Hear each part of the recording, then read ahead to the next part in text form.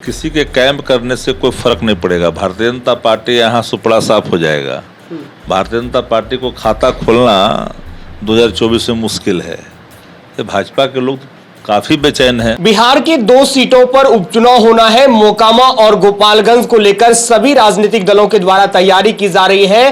राजद कोटे से कौन उम्मीदवार होंगे, इस पर संशय बरकरार है। शक्ति सिंह यादव है राजद के प्रवक्ता, बात करेंगे। शक्ति सिंह, क्या लग रहा है मोकामा में आप किन्हें उतारने जा रहे हैं? अभी नोटिफिकेशन नहीं हुआ है कि दोनों सीटों पर कब चुनाव होंगे। चुनाव की अधिसूचना जब जारी होगी चुनाव लड़ा जाएगा। महागठबंधन के शीर्ष नेता बैठ करके निर्णय ले लेंगे। ये कोई हमारे यहाँ विषय नहीं है।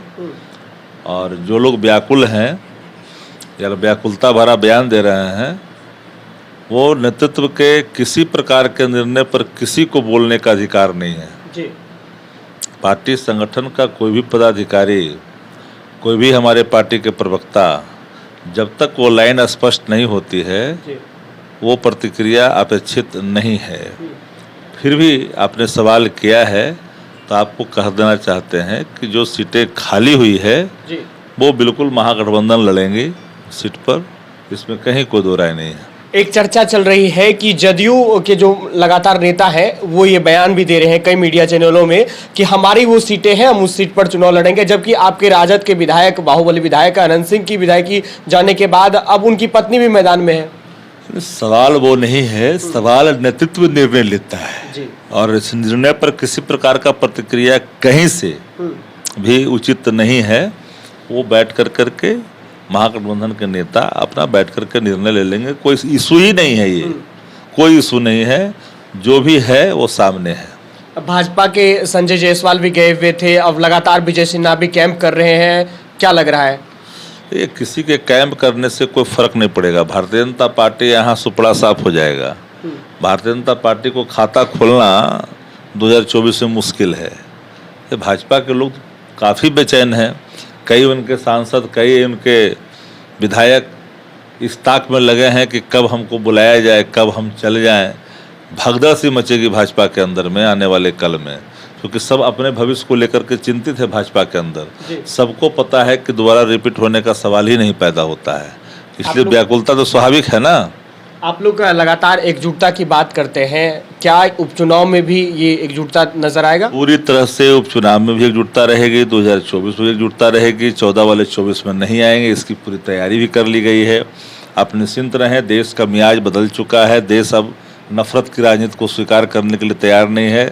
धर्म और मजहब की बात करने वाले लोगों को भी अब समझ लेना चाहिए कि जो सवाल देश के सामने है, महंगाई, लाचारी, बेबसी से लेकर के पलायन जैसे मुद्दे, ये सारे मुद्दे मुँह बाए खड़े हैं। महंगाई देख रहे हैं किस कदर बढ़ा हुआ है, लोग दर दर की ठोकरें खा रहे हैं, अर्थव्यवस्था चौपट है, सारे सवालात हैं। उस पर चुनाव होंगे। चुनाव कोई धार्मिक उन्माद विषय नहीं होगा, क्योंकि धर्म के नाम पर जो लोग राजनीति करते हैं उनकी दुकानें अब बंद होने वाली है।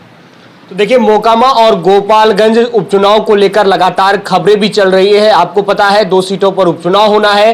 राज्य निर्वाचन आयोग ने पूरी तैयारी कर ली है और माना जा रहा है नगर निकाय चुनाव के साथ इन 2 सीटों पर चुनाव हो सकता है। सभी राजनीतिक दलों के द्वारा तैयारी की जा रही है। मोकामा विधानसभा के इतिहास की बात करें तो सीट हमेशा बाहुबली छवि नेताओं के नाम रहा है। अनंत सिंह जो 2020 में राजद कोटे से विधायक चुने गए थे, हालांकि 10 साल की जेल हो गई है और पूरे प्रकरण के बाद उनकी पत्नी नीलम देवी लगातार मैदान में है।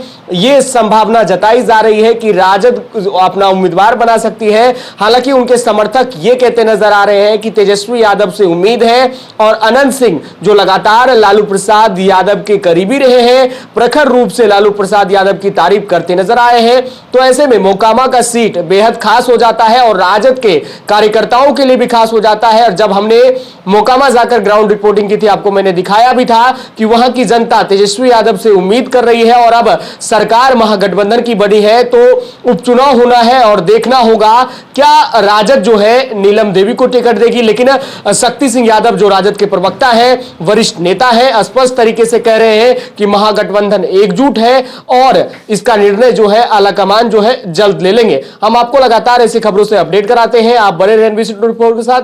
बहुत बहुत धन्यवाद।